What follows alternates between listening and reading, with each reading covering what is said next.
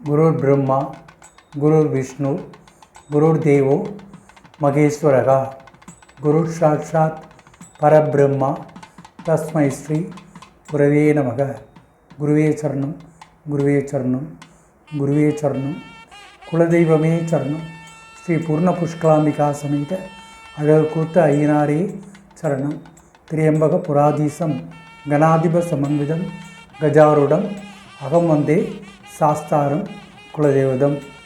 குலதெய்வக்காரர்கள் மற்றும் இந்த யூடியூப் சேனலை பார்த்து ரசிக்கும் அனைத்து நல் உள்ளங்களுக்கும் எனது புரட்டாசி தமிழ் மாத முதல் வணக்கத்தை தெரிவித்துக் கொள்கின்றேன். தற்போது நமது இந்த எபிசோடில் நாம் முதலாவதாக புரட்டாசி மாத சிறப்புகளை பற்றி பார்ப்போம். அதனைத் தொடர்ந்து நாம் நன்னிலம் வழியாக ஆலத்தூர் சென்றோம். நன்னிலத்தில் அருள்பாலித்து வரும் யோக நரசிம்மரின் ஆராதனையும் கண்டு கழித்து அவரது அருள் பெற்று நாம் ஆலத்தூர் சென்றோம். ஆலத்தூரில் குலதெய்வத்திற்கு மாதாந்திர அபிஷேக ஆராதனைகளை நடத்தினோம். அதனைத் தொடர்ந்து பெயிண்டர் திரு பாலமுருகன் அவர்களிடம் நேர்காணல் கண்டோம். சுற்றுச்சுவர் வண்ணம் பூசியதை நாமும் உங்களுடன் சேர்ந்து ரசிக்க வேண்டி அதனையும் இதனில் காட்சிப்படுத்தியுள்ளோம். அனைவரும் பார்த்து ரசிக்க அன்புடன் வேண்டுகின்றோம். அதனைத் தொடர்ந்து சிறிய வேண்டுகோள். நாம் முன்னே சொன்னது போல் நன்கொடை தொடர்பானது தான். என்ன செய்வது, நிதி பற்றாக்குறை, தங்களிடம்தானே கேட்க முடியும். உரிமையோடு தங்களிடம் கேட்கும் ஒரு வேண்டுகோள். அதனைத் தொடர்ந்து திரும்பி வருகையில் நமது ஆலத்தூரிலிருந்து அருளாட்சி செய்து வரும் ஆச்சாலம்மனின் ஆராதனையை கண்டுகளித்து இல்லம் திரும்பினோம். அதனை அனைத்தையும் இந்த எபிசோடில் நாம் பார்த்து மகிழ்ந்திடலாம். திருமாலின் புகழ் ஓங்கி ஒலிக்கும் இந்த புரட்டாசி மாதத்தில் நாம் நன்னிலத்தில் இருந்து அருளாட்சி செய்து வரும் திரு யோக நரசிம்மரின் ஆராதனையை இந்த முதல் நாள் அன்று முற்பகலில் கண்டு கழித்தோம். தாங்களும் கண்டு கழிக்க இதனில் காட்சிப்படுத்தியுள்ளோம். பாருங்கள், பார்த்து அருள் பெற்று மகிழ்ந்திடுங்கள்.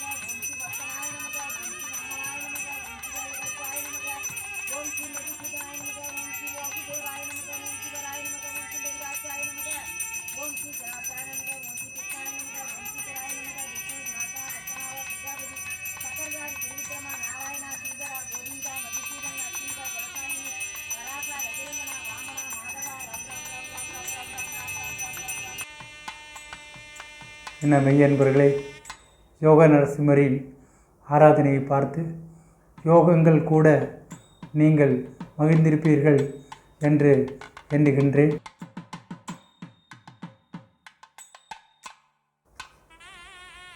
முதற்கண் புரட்டாசி மாத சிறப்புகளை காண்போம். ராசி சக்கரத்தில் சூரிய பகவான் கன்னி ராசியில் பிரவேசிக்கும் காலமே புரட்டாசி மாதமாகும்.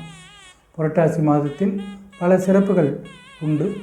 முதலாவதாக மகாலயபட்சம் திதிகள் என்று சொல்வார்கள். நமது முன்னோர்கள் நம் இல்லம் தேடி வருகின்ற இந்த 15 நாட்கள், அதாவது பௌர்ணமிக்கு அடுத்த நாள் பிரதமை திதி முதல் அடுத்து வரும் அமாவாசை முடிய இந்த 15 நாட்கள் மகாலயபட்சம் என்று அழைப்பார்கள். இந்நாட்களில் பித்ருலோகத்திலிருந்து நமது இல்லம் தேடி நமது முன்னோர் ஆன்மாக்கள் வருவதாக ஐதீகம். அதனால் அந்த நாட்களில் நாம் வழிபட்டு நமது பித்ரு தோஷங்கள் நீங்க பெறுவோமாக. மனித குலத்திற்கு மகத்துவத்தை தரும் மாதம் இந்த புரட்டாசி மாதமாகும்.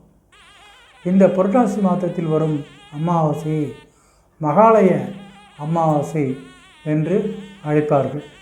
மற்ற எந்த அமாவாசைகளில் தர்ப்பணங்கள் கொடுக்க மறந்தாலும், திதிகளை முன்னோர்களுக்கு கொடுக்க மறந்திருந்தாலும், இந்த மகாலய அமாவாசையில் கொடுத்து திருப்தி அடைய அவருடைய பித்ருக்களின் அருள் பெற்று சிறக்க புனித நாளாகும் மகாலய அமாவாசை.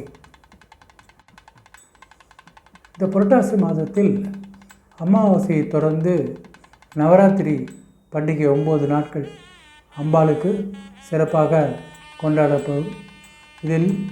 இது சரஸ்வதி பூஜை, விஜயதசமி போன்ற நன்னாட்களும் வருகின்றன. இந்நாட்கள் மிகவும் புனிதமானவை.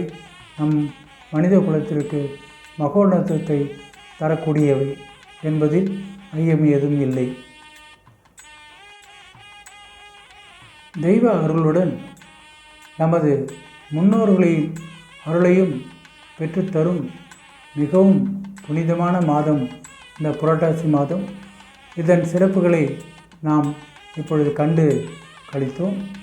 தொடர்ந்து இந்த புரட்டாசி மாதத்தில் நமது குலதெய்வத்திற்கு செய்யப்பட்ட சிறப்பு அபிஷேக ஆராதனைகளை கண்டு கழிப்போம். வாருங்கள்.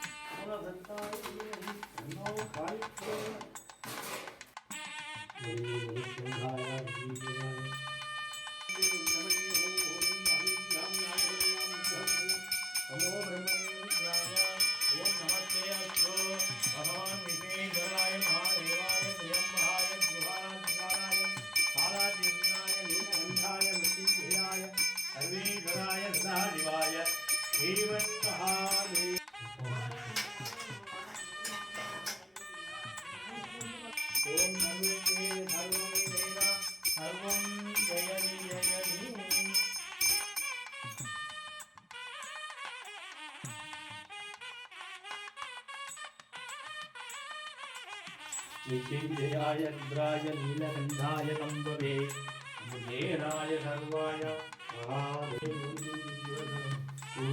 वन्दनाय विचिन्त्याय रुद्राय नीलकण्ठाय कम्बवे मुनेराय सर्वाय महादेवाय नमो एकाय नमस्ते नमः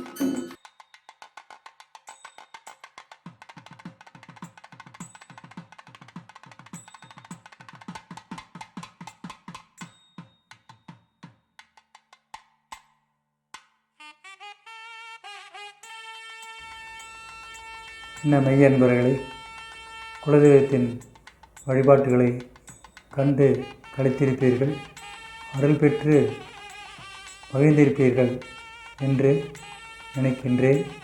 இப்பொழுது நமது கோயிலில் கட்டுமான பணி முடிந்து வண்ணம் பூசும் பணி நடைபெற்று வருகின்றது. இதனை செய்து வரும் நமது குலதெய்வக்காரரே பாலமுருகன் என்பவர். அவருடன் ஒரு நேர்காணல் கண்டோம். அதனை இப்பொழுது பார்ப்போம். அதனை பார்த்துவிட்டு தொடர்ந்து நாம் குலதெய்வ கோயில் சுற்றுச்சுவர் வண்ணம் பூசும் பணிகளை வண்ணம் பூசிய பிறகு எவ்வாறு ஒரு பிரமிப்பான ஒரு தோற்றம் எல்லாத்தையும் கண்டு களிப்போம். பாருங்கள், பார்ப்போம். முதலில் நேர்காணலை கேட்போம். வணக்கம் பாலமுருகன். அப்புறம் எப்படி இருக்கீங்க? பெயிண்டிங் ஒர்க்கெல்லாம் ஓடிட்டு இருக்கு, பார்த்தோம். நல்லா சிறப்பாக இருக்குது. காம்பவுண்ட் ஒர்க்கெல்லாம் முடிஞ்சு போச்சு. இப்போ அடுத்தது கோயிலுக்குள்ளே வந்திருக்கீங்க. கோயிலுக்குள்ளே உள்ள சுவர்கள் மற்ற அடிக்க வேண்டிய இதெல்லாம் பெயிண்டிங் பண்ணிட்டு இருக்கீங்க. என்ன பண்ணிட்டு இருக்கீங்க, என்ன பண்ண போகிறீங்க, இது வரைக்கும் முடிச்சிருக்கீங்க அப்படின்ற விவரத்தை கொஞ்சம் சொன்னீங்கன்னா நம்ம குலதெய்வக்காரங்களும் பார்த்து கேட்டு சந்தோஷப்படுவாங்க. கொஞ்சம் சொல்லுங்களேன். வாசலில் ஷெட்டெல்லாம் முடிஞ்சு சார். ஷெட்டெல்லாம் முடிச்சு இது ஜிங்கனமோட அடிச்சு கலர் ரெண்டு கூட போட்டாச்சு. கலர் ரெண்டு கோடு கொடுத்துருக்கீங்க. இப்போ உள்ள கோயிலுக்குள்ளார பார்த்தீங்கன்னா பிரைமர் அடிச்சுட்டு பார்த்தீங்கன்னா அடுத்து கில் ஒர்க்லாம் இருக்குது. பார்த்தீங்கன்னா எல்லாம் கலரு எல்லாம் கில் ஒர்க்கு எல்லாமே இருக்குது சார். சரி சரி. இன்னும் காம்பவுண்டு பார்த்தீங்கன்னா சுற்றி பார்த்தீங்கன்னா எல்லாம் பட்டை போட்டு இது பண்ணும் சார். இப்போ இந்த கேட்டுக்கு வந்து நீங்கள் வந்து கோல்டு பெயிண்ட் கொடுக்க போறீங்கல்ல? ஆமாம் சார். சாமி கிட்ட இருக்கிறது. ஆமாம் சார். ஏன்னா உள்ளுக்குள்ள கோல்டு கலர்ல இருக்கு. ஆமாம் ஆமாம் சார். இந்த கேட் வந்து கோல்டு கலர். இந்த கேட்டு மட்டும் வந்து கோல்டு கலர். அந்த கேட்டு பார்த்தீங்கன்னா உங்களுக்கு சில்வர் கலர். சைடுலாம் வந்து ப்ளூவா? Blue colour. ஆமா. மேல வந்து ஒயிட் கொடுக்குறீங்க. இதுதான் ஆமா. சீலிங் எல்லாம் ஒயிட் கொடுக்குறோம். Ceiling white. உள்ள சீலிங்கும் ஒயிட் தான். நல்லா பளிச்சுன்னு இருக்காங்க. Very good. ரொம்ப சந்தோஷம். ஆமா. அவங்க இந்த வேலையை மட்டும் விட்டுட்டு ஆமா சொத வேலை இருக்குல்ல? ஆமா. அது நமக்கு தொட வேண்டாம். ப்ளைன் ஒர்க் மட்டும் ப்ளைன் ஒர்க் முடிச்சிடணும். ஆமா சார். அதுல ஒன்றும் டச் பண்ண வேண்டிய வேலை இல்ல சார். சரி எல்லாம் பாருங்க. இதெல்லாம் இதெல்லாம் அடிச்சு போயிருக்கு. இதெல்லாம் சரி பண்ணிடுறீங்க. எல்லாமே கெமிக்கல் அடிச்சிருக்கு. கெமிக்கல் அடிக்கும். ஒரு கூட அடிச்சிருக்கு. எல்லாம் அடிச்சிருக்கு. தெரியாது. பிளாஸ்டிக் நிறைய இருக்கும் பாத்தீங்கன்னா. சரி சரி சரி.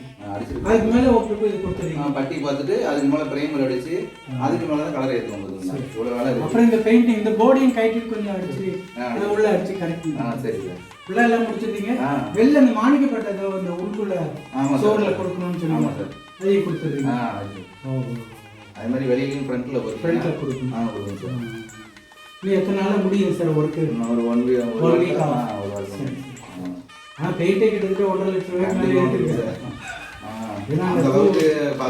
பெயிண்டிங் நல்லா இருக்கணும், நல்லா இருக்கணும். ஆயில் பெயிண்ட் நாள்பட இருக்கணும்ன்றதுக்காக.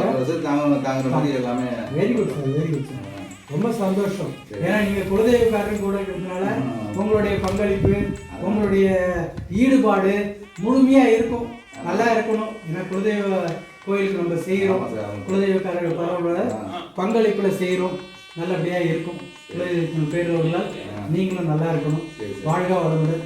மிக்க நன்றி. வாழ்க. உங்க உதவியாளரும் வந்திருக்காங்க. இன்னும் நாளைக்கு 2-3 பேர் வருவீங்கன்னு சொல்லியிருக்கீங்க. ஒரு 5-6 பேர் அடிச்சா இன்னும் கொஞ்சம் ஒர்க்கு குயிக்காக முடிஞ்சிடும். ரொம்ப சந்தோஷம் சார். ரொம்ப நன்றி. நன்றி. வாழ்க வளமுடன். தேங்க்யூ.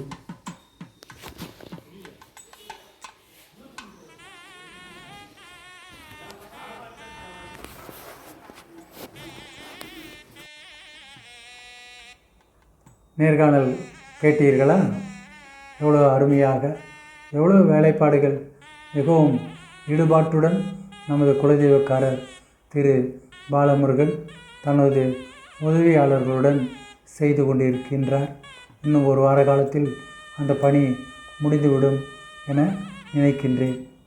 இத்தருணத்தில் நாம் வழக்கம்போல் இந்த வேண்டுகோளை வைக்க வேண்டிய ஒரு கட்டாயம், நிர்பந்தம். நிதிநிலைதான் காரணம். தங்களுக்கு தெரியும், நான் முன்னரே பல எபிசோடுகளில் சொல்லியுள்ளேன். கட்டுமான பணி, கட்டுமான பொருட்களின் விலை உயர்வு காரணமாக நாம் நினைத்ததற்கு மேல் கூடுதல் செலவுகள் ஆகி கொண்டிருக்கின்றன. இன்னும் கம்பி கட்டுறதுக்கு பாக்கி தர வேண்டி உள்ளது. பெயிண்ட் மர்ச்சன்ட்டுக்கு பணம் கலர் பெயிண்டெல்லாம் வாங்கிட்டு வந்துட்டோம், அடிச்சிட்ருக்கோம். அவரும் ஐயனாரை நம்பி கொடுத்துருக்காரு. அவருக்கும் நம்ம பெயிண்ட்டுக்கான விலை பாக்கி தர வேண்டி உள்ளது. இவ்வளையும் சேர்த்து நமக்கு எக்கச்சக்கமான கொடுப்பட வேண்டிய இடங்களில் கொஞ்சம் பணம் தேவைப்படுகிறது. அன்பர்கள், மெய் அன்பர்கள், நீங்கள் தான் பெரும் மனது கொண்டு இந்த திருப்பணிக்கு உதவிட அன்புடன் வேண்டுகின்றேன். வேறு வழி இல்லை, என்ன செய்வது? நாம் வெளியில் கனெக்ஷன்லாம் யார்ட்டையும் செய்கிறது கிடையாது. நம்ம குலதெய்வக்காரங்க, கிராமத்தில் இருக்கக்கூடிய முக்கியஸ்தர்கள், இவங்ககிட்ட தான் நம்ம கேட்குறோம். அவங்களும் ஏதோ கொடுக்குறாங்க. இருந்த பொழுதிலும் குலதெய்வக்காரர்களாகிய நமக்கு இதில் பெரும் பங்கு உண்டு என்பதை நாம் மறுக்க முடியாது. ஆகவே முன்னரே தாங்கள் ஒரு தொகை கொடுத்திருந்தாலும் மேற்கொண்டு கூடுதல் செலவுகளையும் தாங்கள் கொஞ்சம் உங்கள் பங்களிப்பு இருந்தால் கொஞ்சம் சௌக்கியமாக இருக்கும், சந்தோஷமாக இருக்கும் அப்படின்னு நினைக்கிறேன். ஆகவே தயவுசெய்து முன்னாடியே நீங்கள் கொடுத்துருந்தாலும் கொடுங்க. இது வரைக்கும் கொடுக்காதவங்க கூட இருக்கீங்க. கொடுக்காதவங்க கூட தயவுசெய்து கொஞ்சம் மனம் இறங்கி வாங்க, ஐயனாருக்காக செய்யுங்க, எங்களுக்காக வேண்டாம். எல்லாம் நம்ம குலதெய்வம், நமது சந்ததி சந்தோஷப்படும். அதுக்காக தான் உங்கள்கிட்ட இந்த வேண்டுகோள் வைக்கின்றேன். தயவுசெய்து உங்களுடைய பங்களிப்பினை விரைவில் நமது வங்கி கணக்குக்கு, குலதெய்வத்திற்காக நம் வங்கி கணக்கு நடத்தி ஜாயிண்ட் அக்கௌண்ட் வச்சுருக்கோம். அதில் உங்களுக்கு தெரியும் அக்கௌண்ட் நம்பர், அந்த அக்கௌண்ட் நம்பரில் போடுங்க. அதில் ஜிபேயில் கூட அனுப்பலாம். அதுவும் நம்ம முன்னாடி சொல்லியிருக்கோம். எந்த ஒரு சந்தேகம் இருந்தாலும், எந்த ஒரு இது இருந்தாலும் நீங்கள் தயவுசெய்து என்னுடைய தொலைபேசி எண் உங்கள் அனைவரிடமும் உள்ளது. அதற்கு கூட தொடர்பு கொண்டு என்னிடம் சில விவரங்கள் கேட்கலாம், அல்லது தாங்கள் அனுப்பும் விவரங்கள் தெரிவிக்கலாம். குறைகள் ஏதும் இருப்பின் அதனையும் தெரிவிக்க அன்புடன் வேண்டுகின்றேன். நல்லபடியாக நாம் இந்த வேண்டுகோளை உங்களிடம் சமர்ப்பித்துள்ளோம். நீங்களும் வேண்டுகோளுக்கு செவிசாய்த்து நன்கொடை தந்து மகிழ்விப்பீர்கள் என்று எண்ணுகின்றோம்.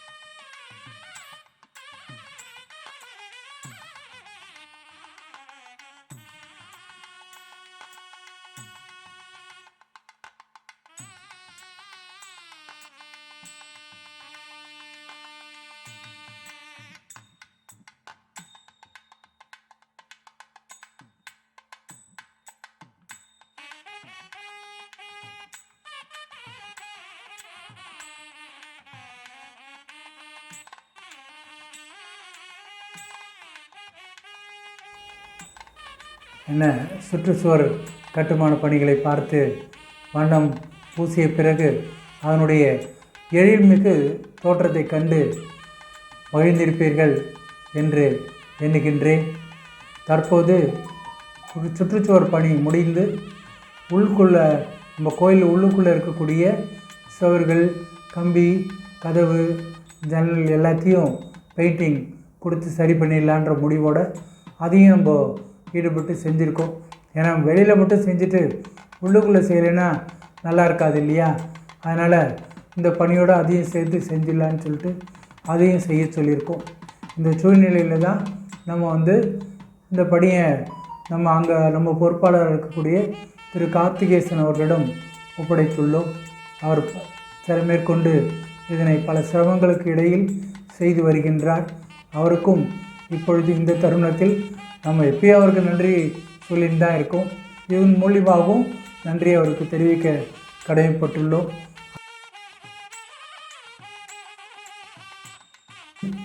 நமது ஆலத்தூரிலிருந்து அருளாட்சி செய்து வரும் ஆச்சாலம்மன் கோயிலுக்கு சென்று அங்கு உள்ள அம்பாளுக்கு இந்த புரட்டாசி மாத தமிழ் மாதம் முதல் நாள் அன்று ஒரு ஆராதனை செய்துவிட்டு இல்லம் திரும்பினோம். அதையும் தாங்கள் கண்டிட இதனில் காட்சிப்படுத்தியுள்ளோம்.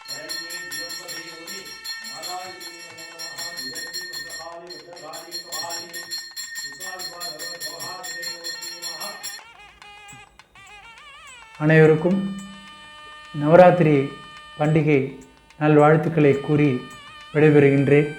நன்றி, வணக்கம்.